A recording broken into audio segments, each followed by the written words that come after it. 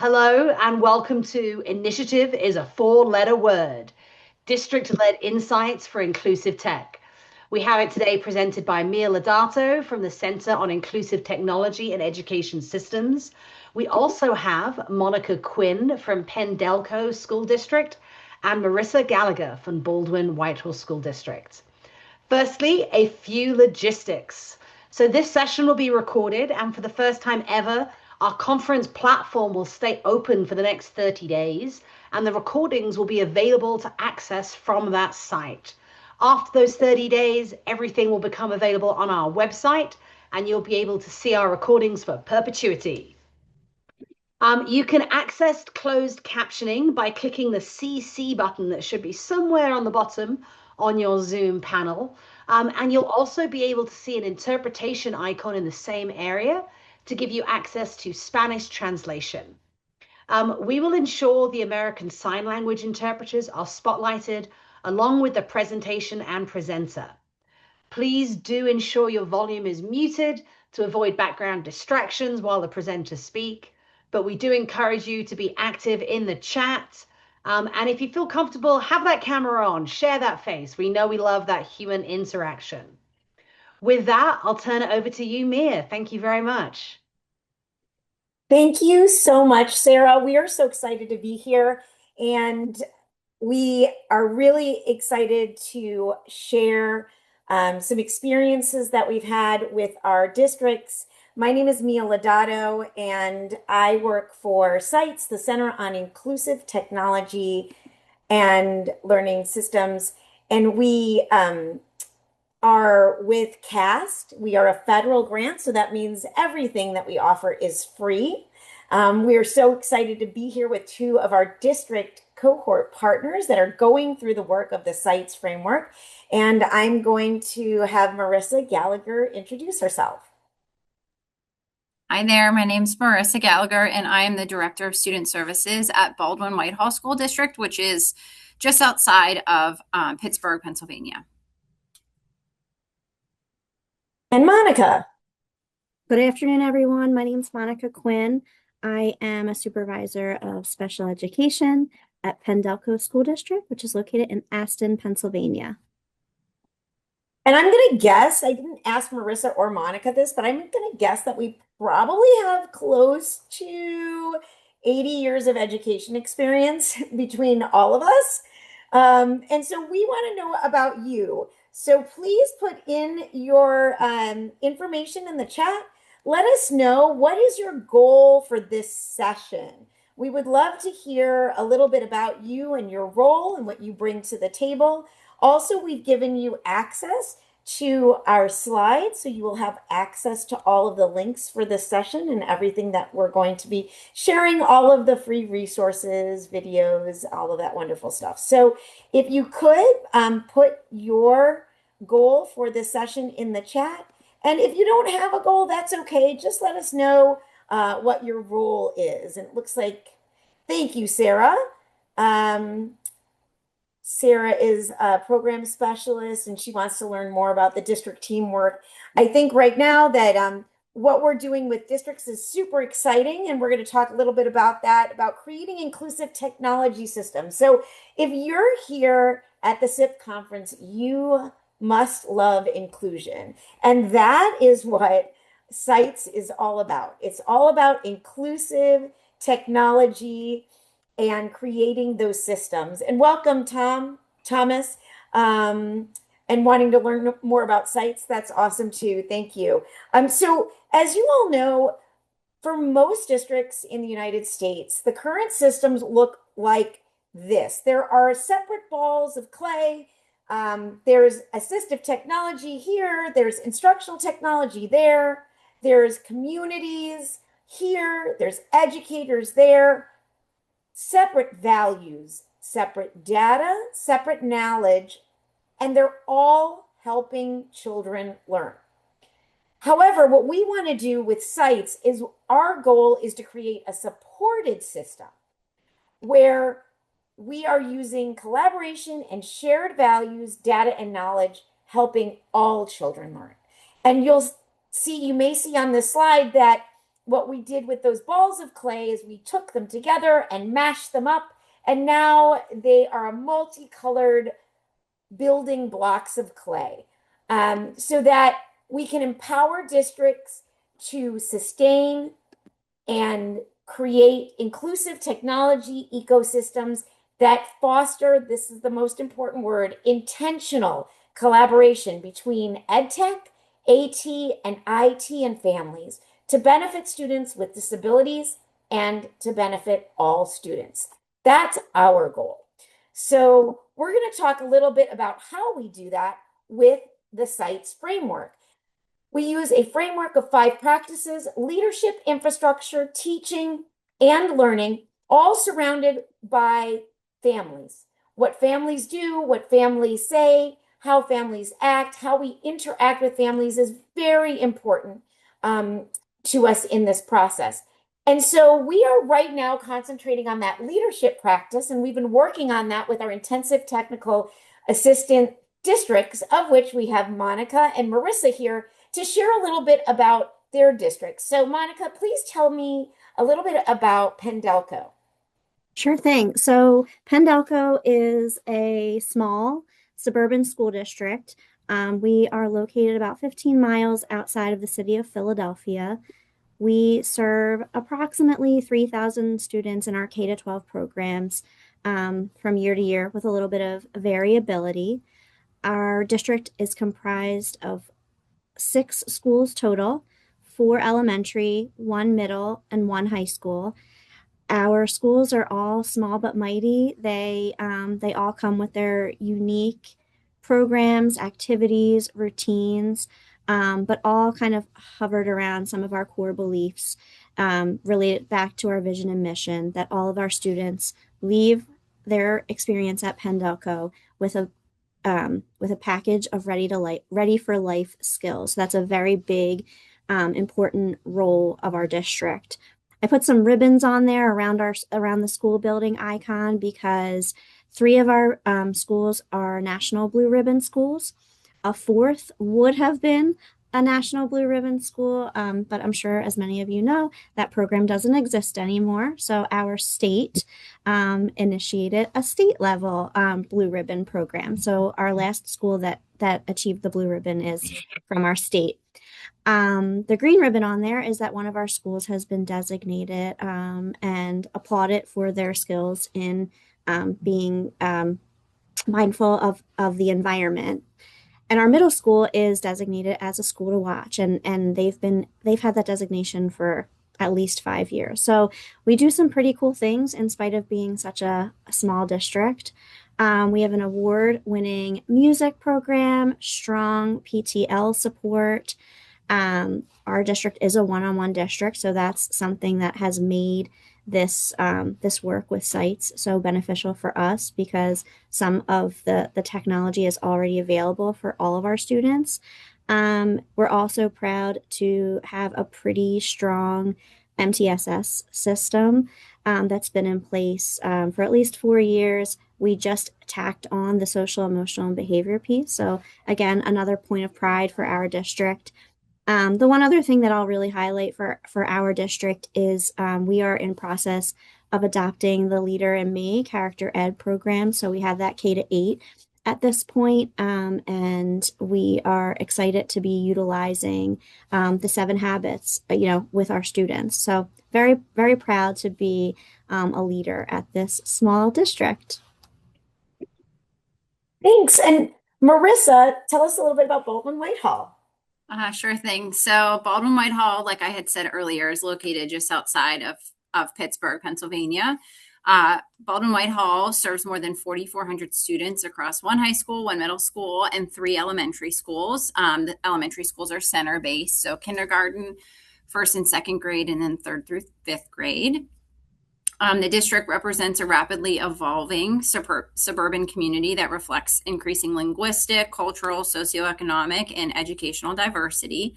And at the center of this work is the district's framework known as Journey of a Highlander, which you can see there on the screen. Journey of a Highlander is our shared vision that helps guide all of our decision making. student experiences, and the collective responsibility to ensure every student feels seen, supported, challenged, and connected. So to talk a little bit about our student diversity, so we are 63% white, 22% Asian, 6% Black and African American, 5% multiracial, and 2% Hispanic and Latino. One beautiful thing about Baldwin-Whitehall is that we represent more than 27 spoken languages. So there's more languages represented above that 27, but 27 spoken languages with a growing multilingual learner population that continues to shape our instructional programming and community engagement efforts. Approximately 52% of our students are economically disadvantaged and roughly 15% receive special education services. And these demographics continue to influence BW's emphasis on inclusive practices, equitable access, and student belonging. Some of our initiatives currently are focused on, of course, inclusive educational practices, multilingual family engagement, unified champion schools programming. We were just recognized nationally for our programming, American Sign Language pathways, and just overall student wellness and mental health supports. So our commitment to inclusion reinforces BW's broader vision that inclusion is not simply a program or placement, but a district-wide responsibility and shared culture that impacts every learner. I mean, I'll just leave you with a quote. Baldwin-Whitehall's diversity is not viewed as a challenge to overcome, but it's a strength that shapes and enriches the identity of our entire school community. We are so lucky, as you can all see, to have two incredible leaders here from districts in Pennsylvania. I also wanted to share, I put in the chat that for our technical assistance, we are lucky to have Pennsylvania as a part of our intensive technical assistance cohort. We have 3 states that are involved in that. Obviously, Pennsylvania being represented here, 1 with 3 districts. 2 of the 3 are represented by Marissa and Monica. And then we have New Jersey also represented in that intensive technical work. And we have Nebraska represented. And we do have different district sizes. So we have extra large districts, urban districts, and we have rural districts, small, suburban, all of the different sizes to go through this CITES framework with us in the practice and the work, because we believe that this work can be done at any district, no matter who you are. So thank you for sharing that, ladies, telling us a little bit about your districts. Oh, great. We have someone from Seattle here who they're inclusion specialists at the university. So this is exciting because hopefully they're going to be learning some stuff here. We would love it for anybody who's out there to put one word or emoji in the chat to describe the feeling you get when someone says, "We are starting a new initiative in this district or school." Looks like we've got a laughing emoji so far. The meme that is on the screen right now has Woody and Buzz from Toy Story, and Woody is the teacher and Buzz is the school, and it says, "When schools decide to add more initiatives," and Buzz's face is very scared and sad. So let's see what we have here. Oh yes, we have a we have a worried emoji and a mind blown, a throw up, a no from Stephanie. These are apparently, it looks like from your emoji that no one is liking it. We have a hiding emoji. Yes, the squiggly eye one where people are like, this is going to drive me a little bit nutty. Ingrid put in a throw your hand up, your face palm. These are great reactions. These are great reactions to this. And yes, that is generally the feeling when someone says initiative. And so you may have noticed that the title of this is Initiative is a 4-letter word, right? And I think a lot of people have proven in the chat that we feel like we don't like it. It goes very well with some of those negative 4-letter swear words that we think about when we hear initiative. And that's why we want to change things. We're going to shift your mindset today, because the CITES framework and what we're doing is not an initiative. It is about implementation building, and that is completely different. So 3 leadership moves that we encourage you to think about when you want to not have an initiative, right? But work on implementation with the CITES framework are onboarding of a shared vision, right? We have the CITES framework that is built on evidence-based practice and research, right? And one of those things in building an implementation, implementing something that sticks, is onboarding with a shared vision and a shared language. And that is why we have a glossary, and we start with creating shared language between EdTech, IT, right, families, and assistive technology. Because if we're not speaking the same language, it's going to be really hard for us to have a very solid base. And then we come together to create a shared vision. You're going to hear from the ladies a little bit more about that later. And then we have a cross-functional team. That is super important, that we have members of the team from all different areas, EdTech, IT, right? Assistive technology, curriculum, a family representative. We have to have a core team of those people bringing in their different perspectives. And then you heard Monica talk about a strong MTSS program in Pendelco, and the CITES framework aligns. And we have a literature review too that speaks more to that. It aligns to that MTSS framework. So you don't have to do something as one more thing, right? It is all there. It is aligned to your MTSS, and it can work very nicely in there. So I want you to think about this as we are talking today. So speaking of a common shared language, we want to have a common shared language right here in this webinar right now. And so we're going to show you one of our free videos called The What and Why of Inclusive Technology to build some common shared language. Video title appears, The What and Why of Inclusive Technology. We've grown accustomed to having technology all around us, at home and in our schools. But how can we best use this technology to remove barriers to our students' learning experiences? What does that even look like? For some students, it might mean using dictation or speak to type to get their ideas out. For others, it might be selecting the text-to-speech feature or speak feature when reading a digital textbook. And for others, it might mean using the word prediction or predictive text feature on a mobile device when responding to a class prompt. All of these features are examples of what we call inclusive technologies. Inclusive technologies are those tools and strategies that reduce or remove barriers to the learning experience. Now, a lot of times when people hear the term inclusive technology, they think, isn't that just a special education thing? But actually, inclusive technology is not just a special education thing or just a general education thing. In fact, it's an all education thing.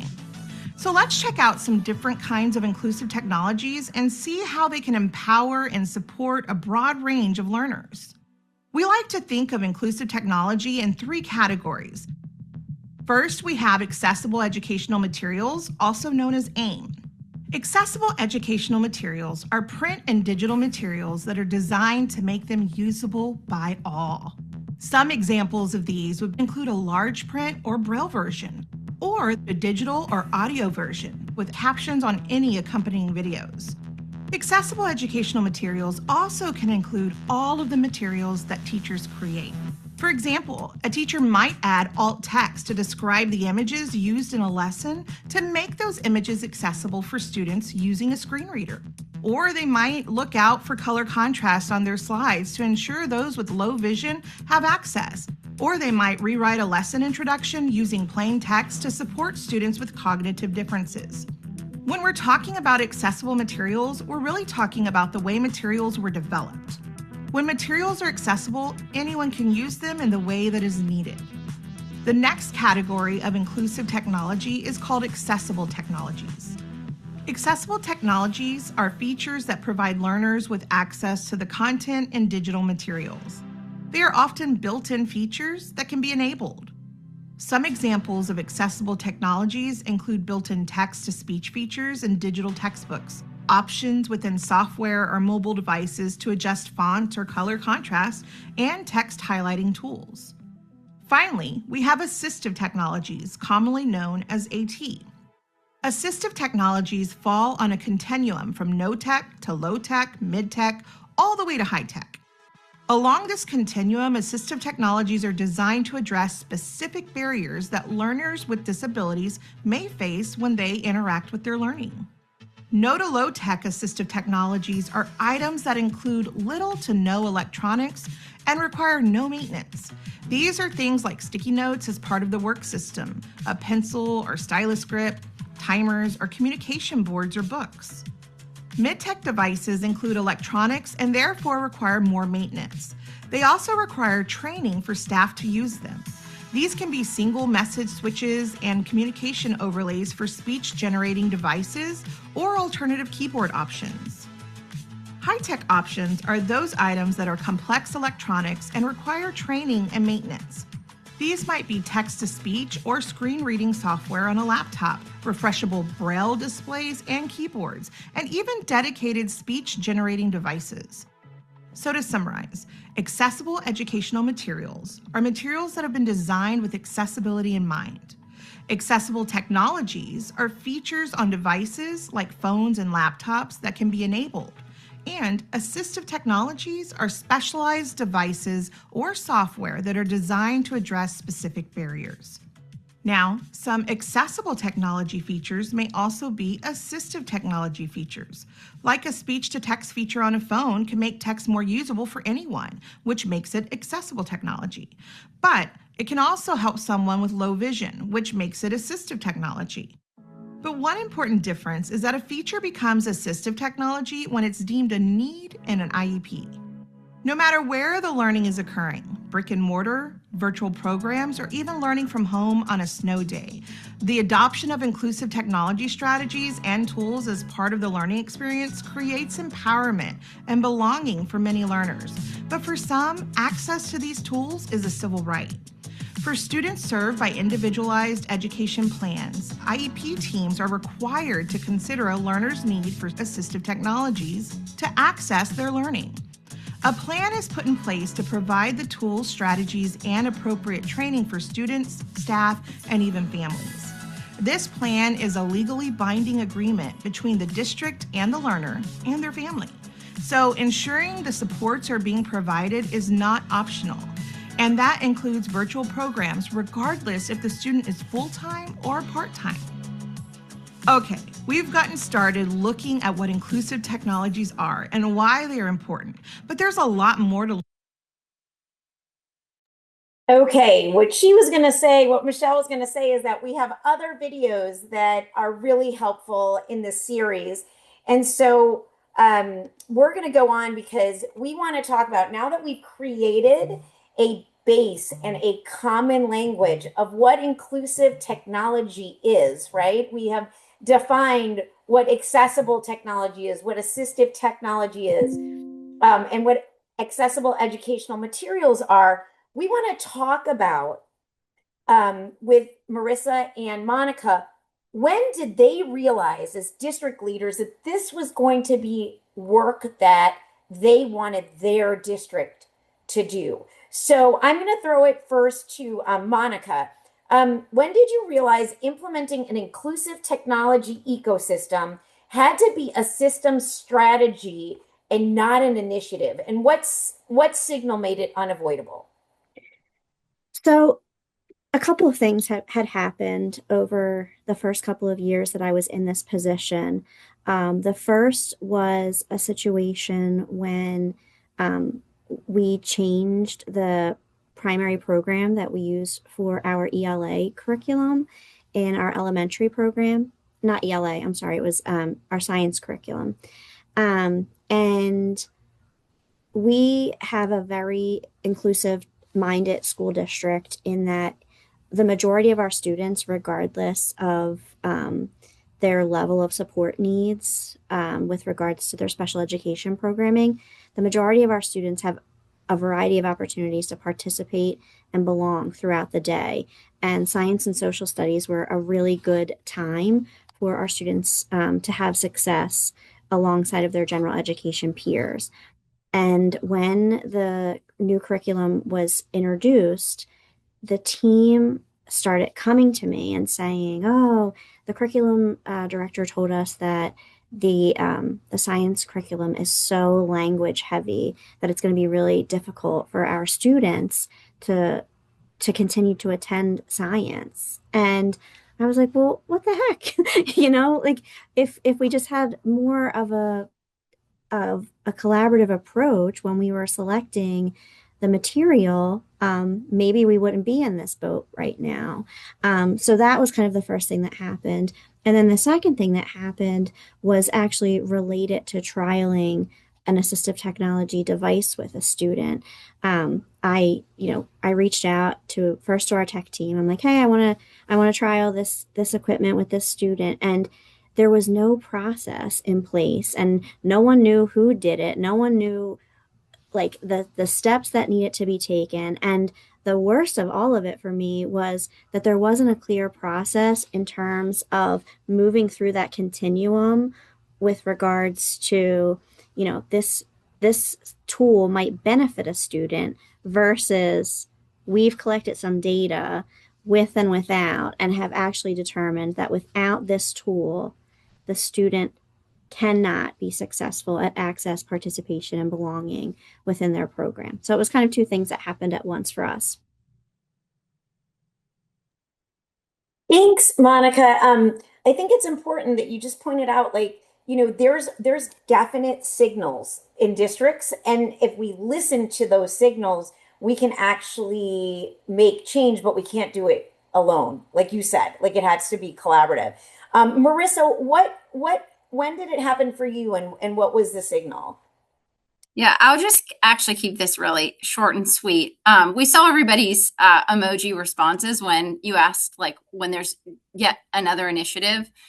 So that's what we're trying to get away from. Like when we talk about universal design and inclusion, it's an idea of it's a systems wide approach. It's what we just do. It's what we live and breathe every day. And what we found is that is what was happening, essentially, that they were individual decisions, small initiatives, and not just an overall sort of systems wide approach. And that's really it. And I think at the end of the day, I feel good about the things that are happening because I'm sitting here, but I want to make sure that for Baldwin-Whitehall students and the district moving forward, that these things are really ingrained in what we do here, with or without me sort of leading the charge. Thank you. And I wonder how many other people feel that same experience of we're done with initiatives, right? Like you're just done with initiatives and not being able to get anywhere. So what we have done at CITES is we've partnered with the National Implementation Research Network. That is another grant. It's a free grant that helps states and districts and projects work through the implementation process. And this is called, it's very fancy, Wex-Blatt's algorithm for cheap, fast, good. But you will quickly understand that when implementing an innovation, and the CITES framework is an innovation, you can only pick two. So if it's not an initiative, but it's an innovation that we want to implement, you can only pick two. And the first image says fast and good. And what comes out the end of that funnel is it won't be cheap. So we've all been in situations like that. If it's really fast and good, it's not going to be cheap. And the second image has balls in a funnel and it's cheap and good. Well, if it's cheap and good, guess what? It's not going to be fast. That's going to be coming out at the end. It's not going to be fast. And finally, if it's cheap and fast, it won't be good. And so what we like to tell people is that implementation is going to be slow unless you got lots of money. And I don't know lots of districts that have tons of money to be spending things on innovations, right? So you want it to go slow so it sticks. And one of the first actions in a leadership practice is to create a community-wide vision and aligned goal. And I wanted to bring you to our website that shows this action and what it breaks it down to. So what the CITES framework does that no other framework does is it doesn't just give you the what, right? There's a lot of frameworks out there that gives you the what. It's like, this is what, but they also give you the how. Like, we break it down for districts to do everything step by step. And that's what Marissa and Monica and her teams are going through along with the other teams right now, is those individual steps. And then we give you resources and case stories and ways to learn more. So creating that community-wide vision is really important.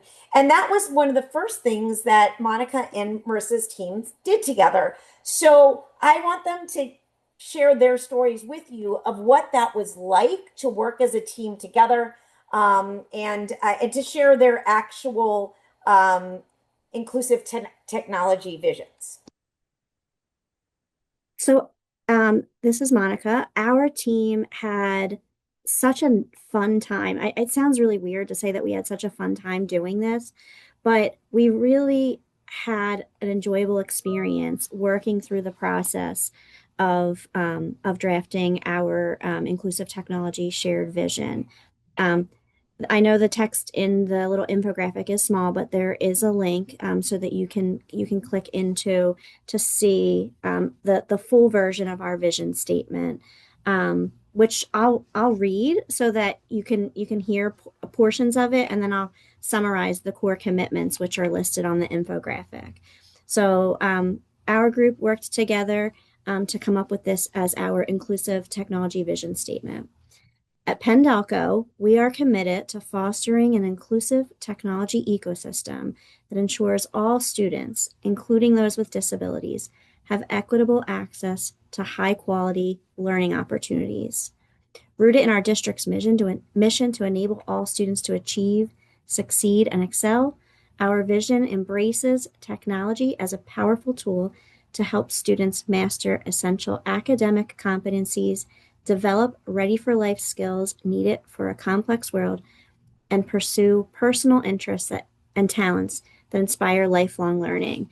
I'm going to stop there because it's a little bit longer, but essentially it ties in collaboration with all stakeholders, including parents, our teachers, community members, as well as students, really focusing on building the landscape so that we can continue to have high expectations for all of our students. We also committed, we made some core commitments throughout the process. So we want to ensure that we're being innovative, which includes continuing to explore other technologies, but embracing the ones we have, ensuring that equitable and accessible features are there for all of our students as well, making sure that the tools that we're utilizing are available to all of our learners. Implementing and utilizing the principles of universal design for learning, ensuring that it's inclusive, meaning that everyone's able to access, and everyone's means of participation are honored, respected, and celebrated. Ensuring that we have collaboration and community approaches kind of linked in as well, because like I said, we do have a really strong community presence. And then above all else, knowing all of the things that are happening with all of us and our data being out there in the universe, ensuring that the procedures related to safety and security are in place as well. That was a mouthful. Good one, though. I think I love that you guys had such a great experience doing it. And because you guys did it together, I think you're going to have more buy-in for the district, and you guys are already seeing that. So, Marissa, please let us know about Baldwin Whitehall's experience. Yeah, and you, as Monica shared, you can also click the link to kind of see a more accessible version. I know the text is really small. But pretty much, so BWSD's vision for inclusive technology reflects a district-wide commitment to ensuring every learner can meaningfully access, engage in, and contribute to learning experiences through equitable and inclusive technology practices. So it's really grounded in that Journey of a Highlander framework that I mentioned earlier. You can see nods to the gears from that framework in our mission and vision. So the work reinforces the belief that every student deserves opportunities to feel connected, empowered, supported, and heard throughout their educational experience here at Baldwin-Whitehall. It's rooted in the message of every learner, every voice, and every day. The vision emphasizes removing barriers, amplifying student voice, and designing learning environments with compassion, innovation, and shared ownership. The framework prioritizes empowered educators, engaged families, and strategic collaboration across departments, and then using data-driven continuous improvement to support all learners through accessible and inclusive practices. And it was true through developing this vision and mission. We used input from all stakeholders, whether those were students, our faculty, even community members and business owners. We surveyed, we got a really overwhelming response. We surveyed to see really what the issues and concerns were.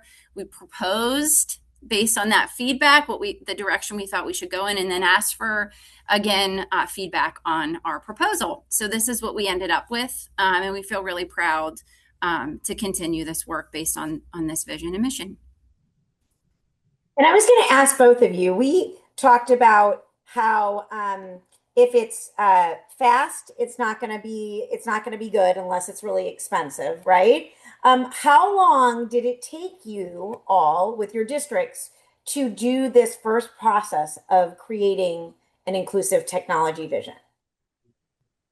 Well, that's a good question. I feel like all the days blend together around here. It was a few months. To starting the survey, putting together the survey, reflecting on the results, and then pushing forward a product. Feedback. Yeah. Took some time. I can tell you because I've been in the process. It was about 7 months, 6 to 7 months. Right. And I know people are really excited when they start something that they're excited about. They just want to go straight to student outcomes. But we know that we can't go straight to student outcomes until we change adult behaviors first. Right.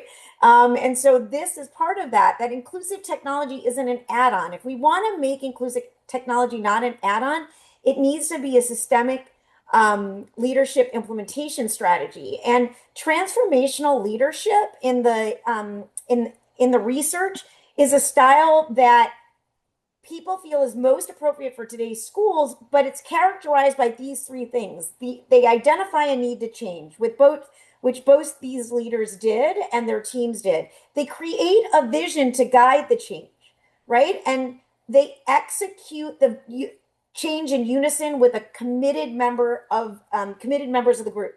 So that is the first process in the CITES framework, in the leadership practice, and that is what both these leaders did, and you can do with the free supports from CITES. And if you want that research to talk to your team, we have those resources listed here in the leadership review. So it's really exciting to do that first process, like Monica said. And then the next question I have for you ladies, and Marissa, you can go first with this one. What are 1 or 2 tips you would give to other leaders that are sitting here wondering about how to work across departments in creating an inclusive technology ecosystem? That can't always be easy. There's got to be some barriers. So what would you say? Relationships. And I think we were really intentional about even creating our internal team to begin with and making sure that we had the proper representation from all of the stakeholders so that when we were going, we were going to get really into the work or we had to rely on other departments or information, we already had representation from all of those areas. So I think, those two things really helped to kick things off and to get us where we are now. And I bet that took some time, right? That relationship piece, it takes some time to develop. Well, it never ends. So it's just continued practice. Yeah, for sure. And Monica, how about you? Absolutely. I could echo almost all the same things as Marissa. The teaming was important. We really loved kind of coming together and hearing from each of the team members.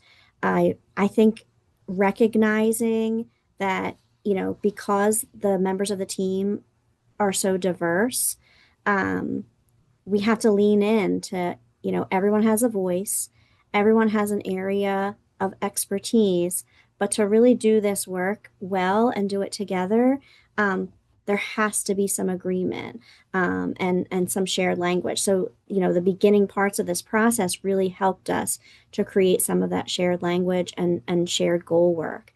The other piece that has really been hard for all of us is because, as leaders, we want to move quickly through things, and Mia just talked about this a few moments ago.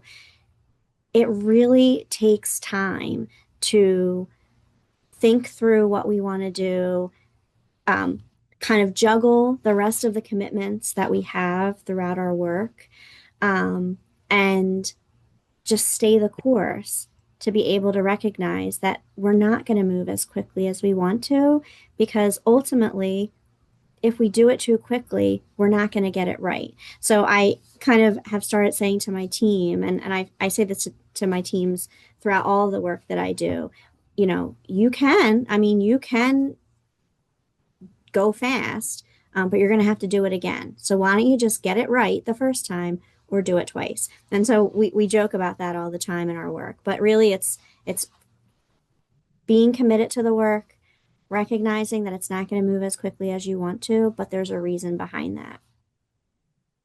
Yeah, I appreciate that perspective from both of you. And Marissa, you had mentioned when we had spoke earlier that it was also, when you were talking about that intentional teams work, like that it was really important for you to have that boots on the ground person on your team. And that you really, did you want to talk a little bit to that? Because when we talk about having those specific members, like the sites, the sites framework, recommends that you have an AT person, an IT person, and, district level person. But you definitely mentioned how important it was to be intentional about making time, having a boots on the ground person. Sure. I was actually speaking a different conversation this morning about perspective.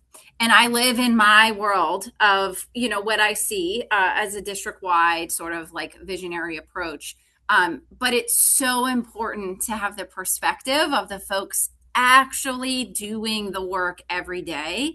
And it's not just what I think is happening. And so we were really intentional when we were building our team to have that representation, and also then support that representation. You can say this is the team that we want, but then on the back end, if I'm not supporting coverage or her schedule, or how are we going to hold IEP meetings without her there? She's a speech language pathologist in our kindergarten building. And so really just making sure that we were mapping out when we were meeting ahead of time, so she had that time built into her schedule, and really being respectful of the work that she is tasked to do every day, while still allowing her to be a meaningful lead contributor to the planning and the work that we're doing through the CITES framework. Thank you for sharing that.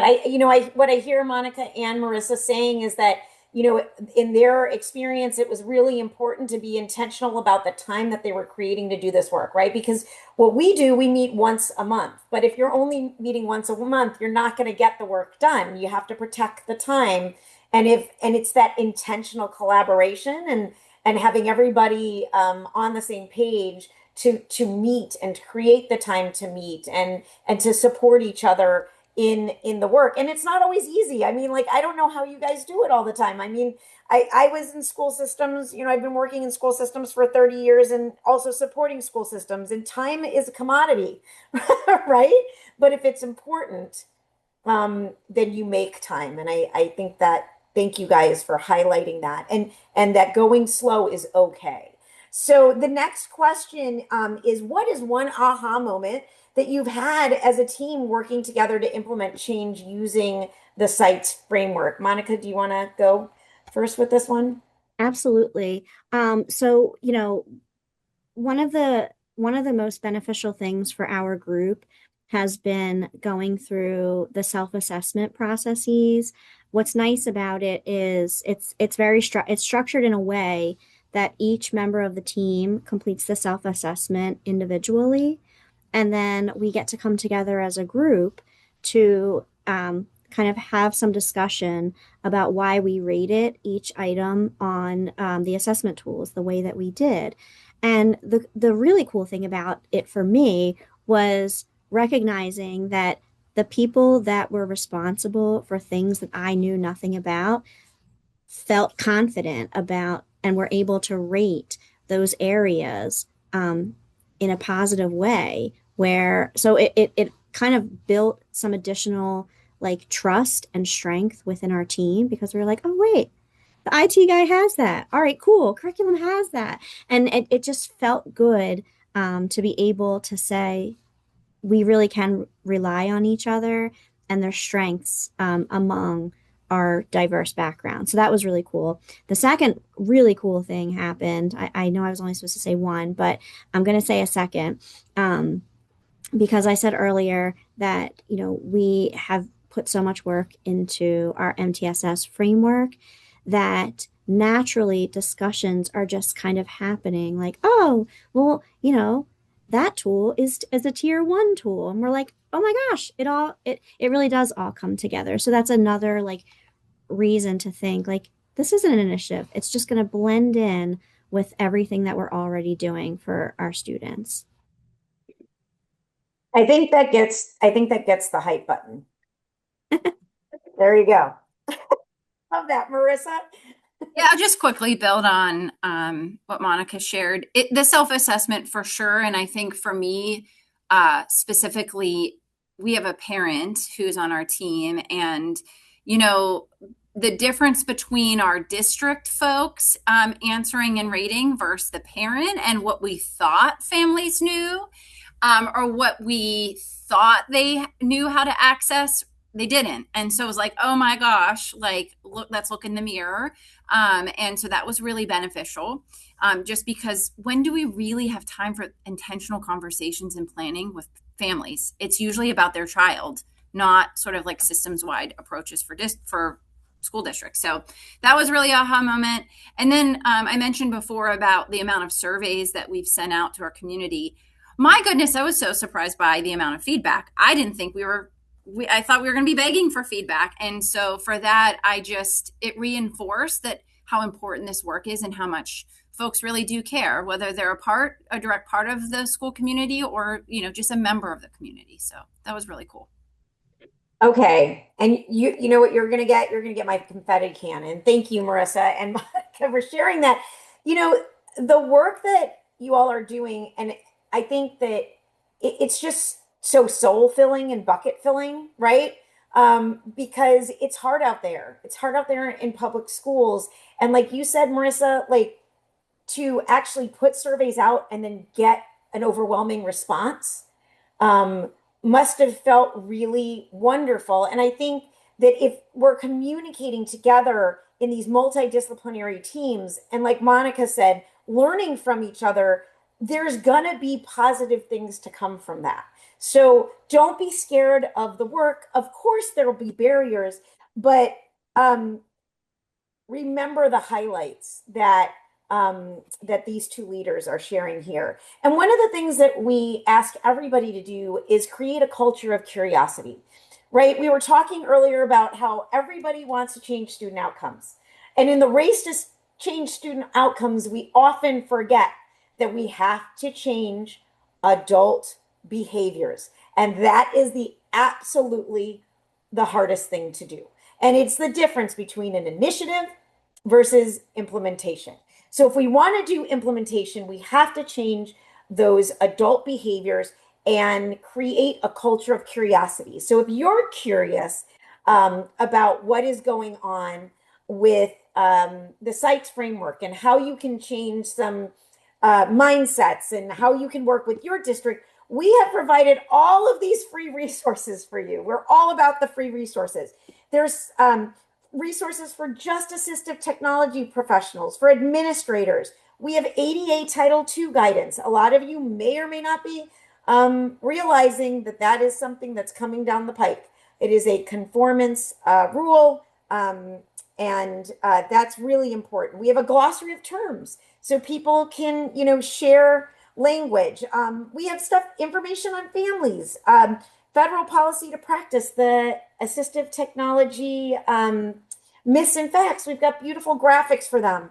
And then we have a framework of essential questions, lots of resources. So please check those out on our website.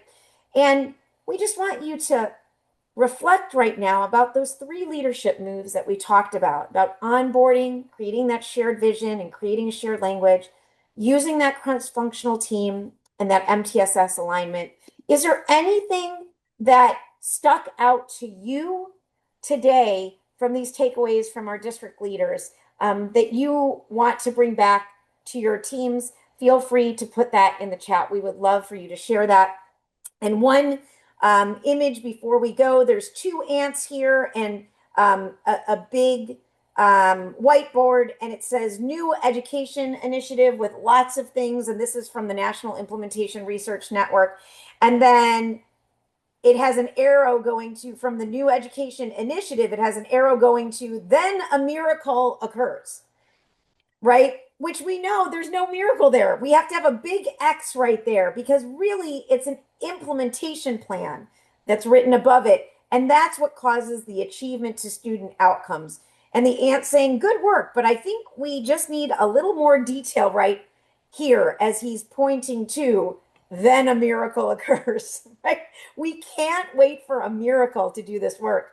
We have to create a plan and work together to do it. And so we hope, there you go. We need that implementation plan, and there's an X right there on the miracle occurring. So can you leave us, ladies, with one sentence, filling this blank? Inclusive technology implementation is blank, and it is not blank. Who wants to go first? Okay, I guess I'll go. What I came up with was inclusive technology implementation is universally designing access for every learner. It's not expecting every learner to access learning the same way. Oh, thank you for highlighting that, Marissa, because the CITES framework does include universal design, and we want this to be universal for all students, right? For students with disabilities and all students. That was really, thank you. Really well said, Monica. For sure. I kept it like very short and there's a reason why. So in one sentence, inclusive technology implementation is essential and it is not optional. And why? Because it ensures that all students have the supports they need to access, participate, and belong in all aspects of their school. I hope you can take that. Here you go. Hype button for both of you. Thank you, guys. We are going to inclusive technology rave here. You district leaders have been so wonderful. If you have any questions, please feel free to reach out to us or put it in the chat. And we would love you, if you really enjoyed this and you have some thoughts on this, if you could fill out our survey. We would love your feedback. It really is important to us. So I'm putting that right there in the chat. We also have a community of practice. If you're thinking like, what's one step that I can take? Sarah's a part of that. We love that she's a part of that. So we would love for you to join that community of practice. It has family members, it has IT people, it has ed tech people, it has AT people, all working together to problem solve together how we can create a more inclusive, technology ecosystem for all students to learn. So I've put that also in the chat, and we would love for you all to stay connected with us. We have information here, and if you would like to reach out to Monica or Marissa and ask them questions, I'll make sure that you can get in touch with them.